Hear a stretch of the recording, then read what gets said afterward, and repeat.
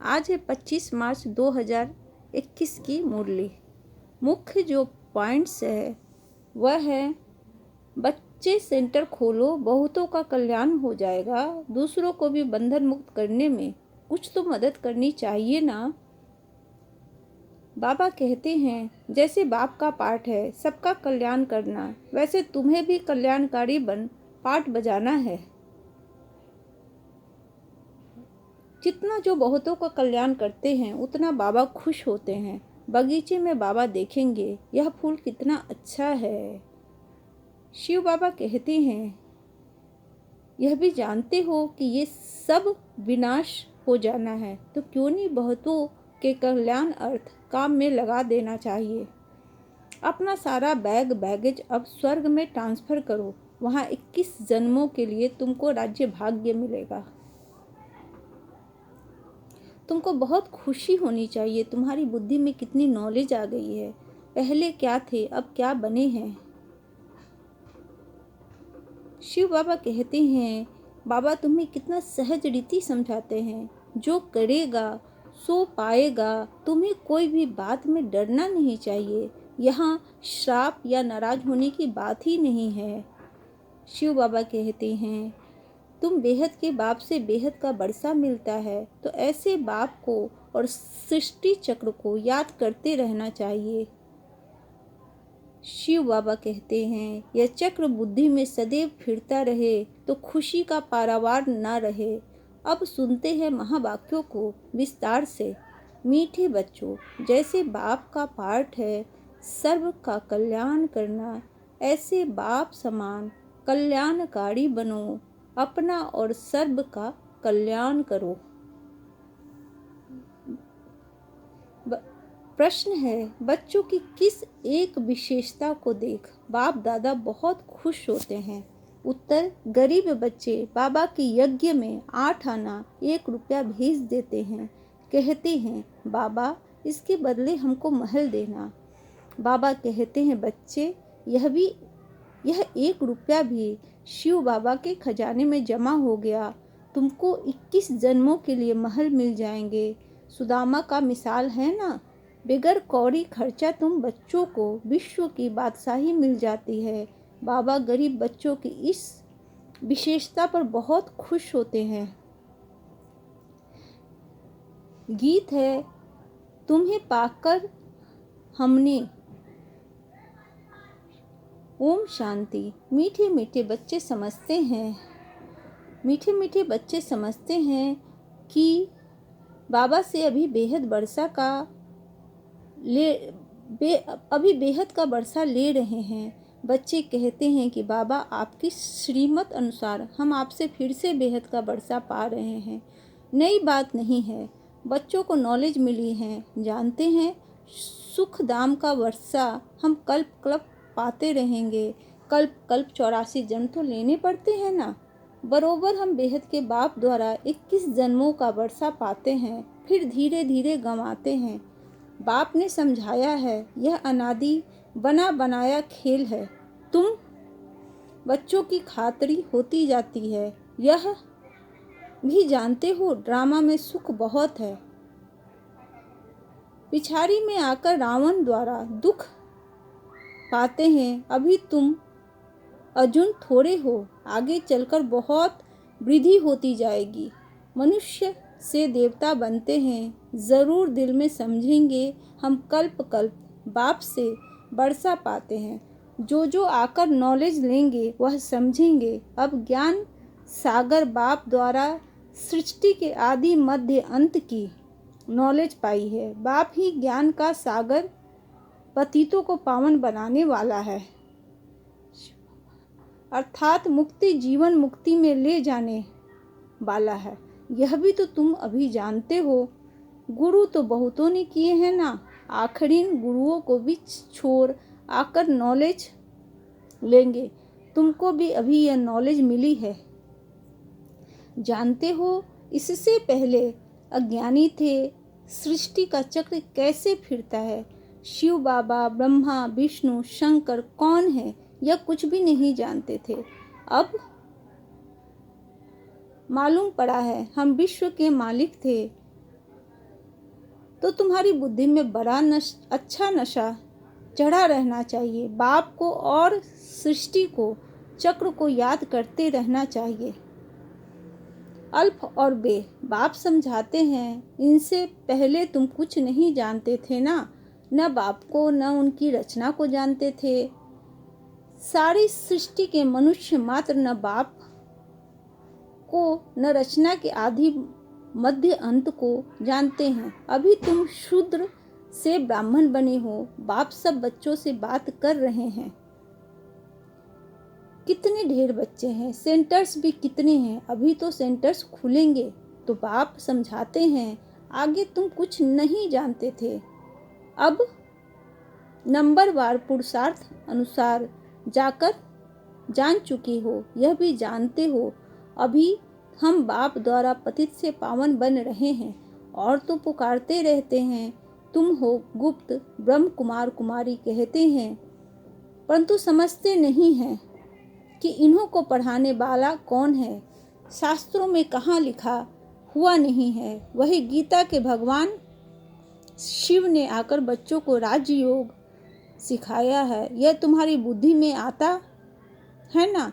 गीता भी तुमने पढ़ी होगी, यह भी अभी समझते हो। ज्ञान मार्ग बिल्कुल अलग है। विद्युत मंडली से जो शास्त्र आदि पढ़कर टाइटल लेते हैं, वह अब सब भक्ति मार्ग के शास्त्र हैं। यह नॉलेज उन्हों में है नहीं, यह तो बाप ही आकर रचना के आदि मध्य अंत की नॉलेज देते हैं। यह तो बाप ने आकर तुम्हारी बुद्धि का ताला खोला है। शिव बाबा कहते हैं, तुम जानते हो आगे हमें क्या थे, अब हम क्या हो गए हैं। बुद्धि में सारा चक्र आ गया है। शुरू में थोड़े ही समझते थे। दिन प्रतिदिन ज्ञान का तीसरा नेत्र अच्छी तरह खुलता जाता है। यह भी किसको पता नहीं है कि भगवान कब आया, वो कौन था जिसने आकर गीता का ज्ञान सुनाया। तुम बच्चे अभी जान गए हो। बुद्धि में सारे चक्र का ज्ञान है। कब से हम हार खाते हैं और कैसे वाम मार्ग में जाते हैं, कैसे सीढ़ी उतरते हैं, यह चित्र में कितना सहज समझाया हुआ है। 84 जन्मों की सीढ़ी है। कैसे उतरते हैं, सभी फिर चढ़ते हैं। पतित पावन कौन है, पतित किसने बनाया, यह तुम अभी जानते हो। वह तो सिर्फ गीत गाते रहते हैं। पतित पावन वह थोड़े ही समझते हैं कि रावण राज्य कब से शुरू होता है, पतित कब से बने, यह नॉलेज है ही आदि सनातन देवी देवता धर्म वालों के लिए। बाप कहते हैं, मैंने ही आदि सनातन देवी देवता धर्म की स्थापना की थी। यह वर्ल्ड की हिस्ट्री ज्योग्राफी बाप के सिवाय कोई समझा न सके। तुम्हारे लिए जैसे कि कहानी है, कैसे राज्य पाते हैं, कैसे गवाते हैं, वह हम हैं। हिस्ट्री ज्योग्राफी पढ़ाते हैं। यह है बेहद की बात। हम 84 का चक्र कैसे लगाते हैं। हम विश्व के मालिक थे, फिर रावण ने राज्य छीना। यह नॉलेज बाप ने दी है कि मनुष्य दशहरा आदि त्योहार मनाते हैं, परंतु कुछ भी नॉलेज नहीं है। जैसे तुमको यह नॉलेज नहीं थी, अब नॉलेज मिल रही है तो तुम खुशी में रहते हो। नॉलेज खुशी देती है। बेहद की नॉलेज बुद्धि में है। बाप तुम्हारी झोली भर रहे हैं। कहते हैं ना, झोली भर दे। किसको कहते हैं? साधु संत आदि को नहीं कहते, भोलेनाथ शिव को कहते हैं। उससे ही भीख मांगते हैं। तुम्हारा तो अब खुशी का पारावार नहीं है। तुमको बहुत खुशी होनी चाहिए कि बुद्धि में कितनी नॉलेज आ गई है। बेहद बाप से बेहद का बरसा मिलता है, तो अब अपना और दूसरों का भी कल्याण करना है। सबका कल्याण करना है। कल्याणकारी बनो। आगे तो 1 2 का आप कल्याण ही करते थे क्योंकि आसुरी मत थी। अब तुम श्रीमत में हो तो अपना भी कल्याण करना है। तुम्हारी दिल होती है यह बेहद की पढ़ाई सब पढ़े, सेंटर्स खुलते जाएं। कहते हैं बाबा प्रदर्शनी दो, प्रोजेक्टर दो, हम सेंटर खोलेंगे। हमको जो नॉलेज मिली है जिससे बेहद की खुशी का पारा चढ़ा है और वह औरों को भी अनुभव कराएंगे। ड्रामा अनुसार यह भी पुरुषार्थ चलता रहता है। बाप आया है भारत को फिर से स्वर्ग बनाने।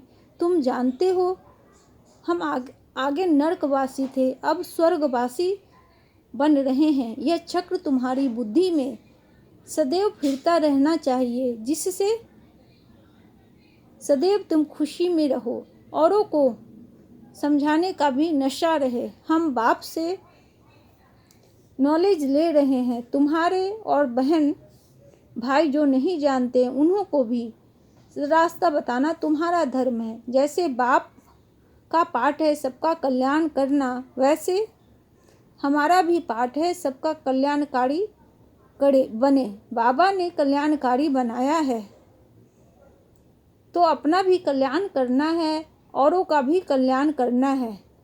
बाप कहते हैं तुम फलाने सेंटर पर जाओ, जाकर सर्विस करो और एक जगह बैठ सर्विस नहीं करनी है। जितना जो होशियार है उतना उनको शौक होता है जाकर हम सर्विस करें। फलाना नया सेंटर खुला है, यह तो जानते हैं कौन कौन सर्विसेबल है, कौन कौन आज्ञाकारी वफादार फरमाबरदार है। अज्ञान काल में भी कपूत बच्चों पर बाप नाराज होते हैं, यह तो बेहद का। बाप कहते हैं कि मैं बिल्कुल साधारण रीति समझाता हूँ, इसमें डरने की कोई बात नहीं है। यह तो जो करेगा सो पाएगा, श्राप या नाराज होने की बात नहीं है। बाप समझाते हैं क्यों नहीं अच्छी सर्विस कर अपना भी और दूसरों का भी कल्याण करते रहो। जितना जो बहुतों का कल्याण करते हैं उतना बाबा खुश होते हैं। बगीचे में बाबा देखेंगे यह फूल कितने अच्छे हैं, यह सारा बगीचा है। बगीचों को देखने के लिए कहते हैं बाबा हम सेंटर का चक्र लगाएं। कैसे कैसे फूल हैं, कैसे सर्विस कर रहे हैं, जाने से मालूम पड़ता है कैसे खुशी में नाचते रहते हैं। बाबा को भी आकर कहते थे बाबा फलाने को हमने ऐसे समझाया, आज अपने पति को भाई को लेकर आई हूँ, समझाया है। बाबा आया हुआ है, वह कैसे हीरे जैसा जीवन बनाते हैं, सुनते हैं, जो चाहते हैं हम भी देखें तो बच्चों में उमंग आता है, ले आते हैं। वर्ल्ड की हिस्ट्री ज्योग्राफी को जानना चाहिए। तुम जज कर सकते हो भारत सारे विश्व का मालिक था, अब तो क्या हालात हैं। सतयुग त्रेता में कितना सुख था, अब फिर बाबा विश्व का मालिक बना रहे हैं। यह भी जानते हो दुनिया में पिछाड़ी में बहुत हंगामा होना है। लड़ाई कोई बंद थोड़ी ही होती है, कहाँ न कहाँ लगी रहती है। जहाँ देखो वहाँ झगड़ा ही है। कितना घमासान लगा हुआ है। विलायत में क्या क्या हो रहा है, समझते नहीं हैं कि हम क्या कर रहे हैं। कितने तूफान लगते रहते हैं, मनुष्य भी मरते रहते हैं। कितनी दुख की दुनिया है। तुम बच्चे जानते हो इस दुख की दुनिया से बस अब गए।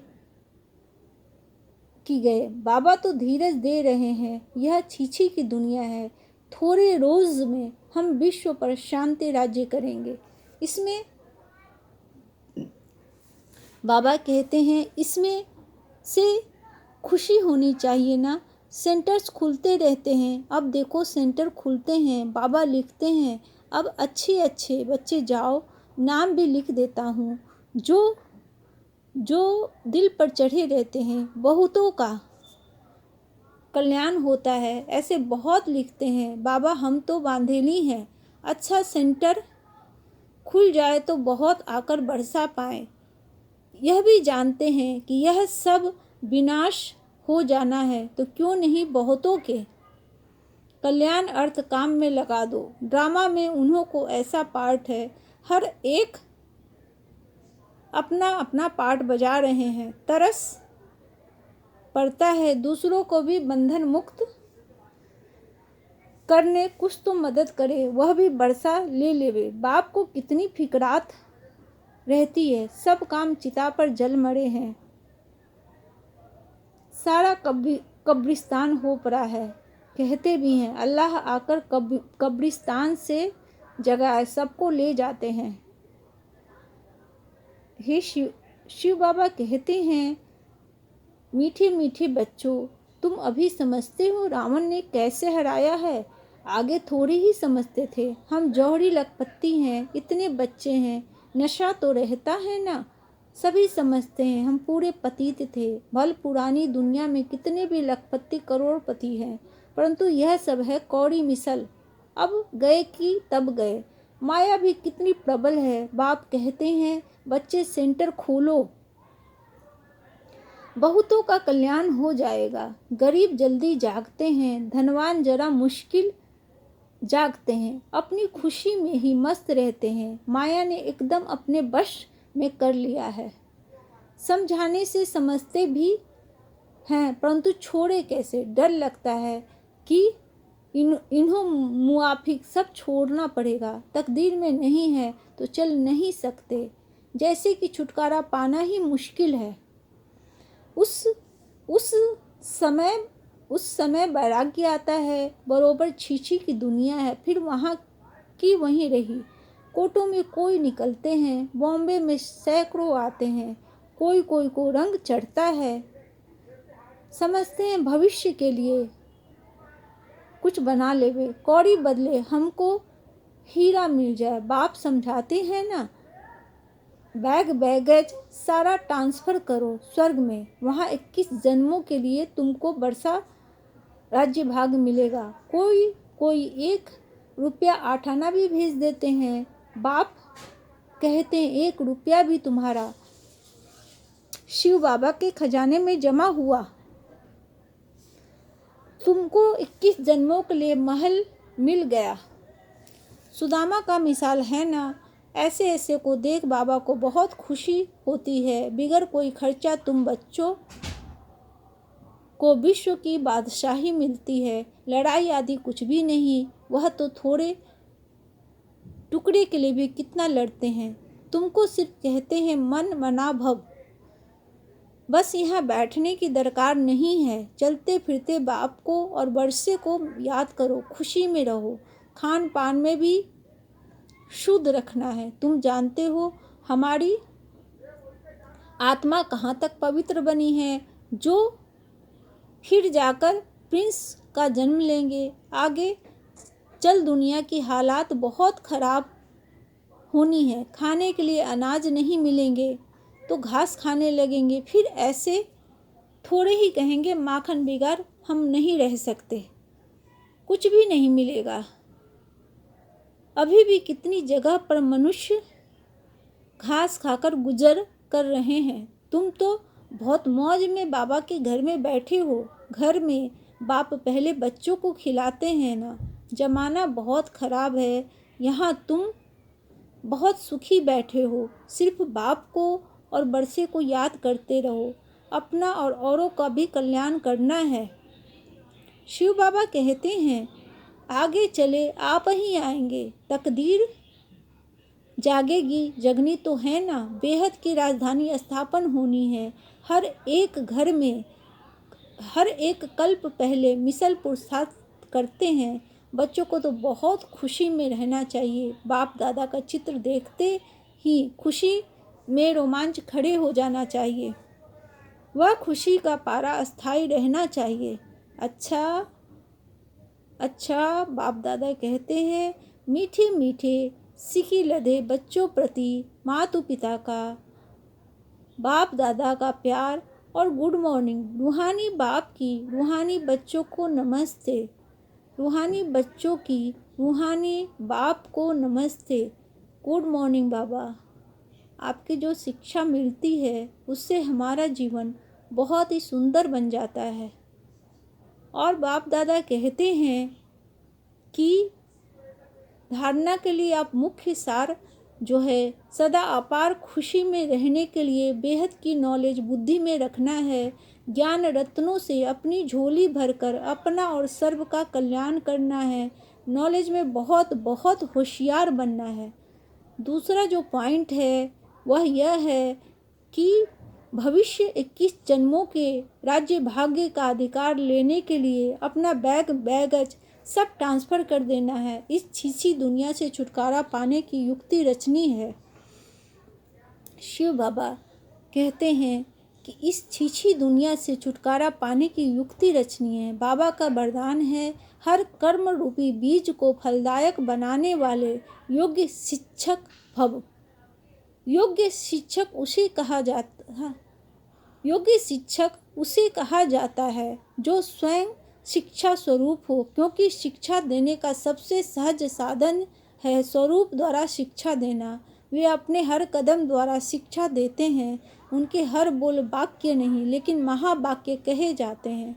उनका हर कर्म रूपी बीज फलदायक होता है, निष्फल नहीं।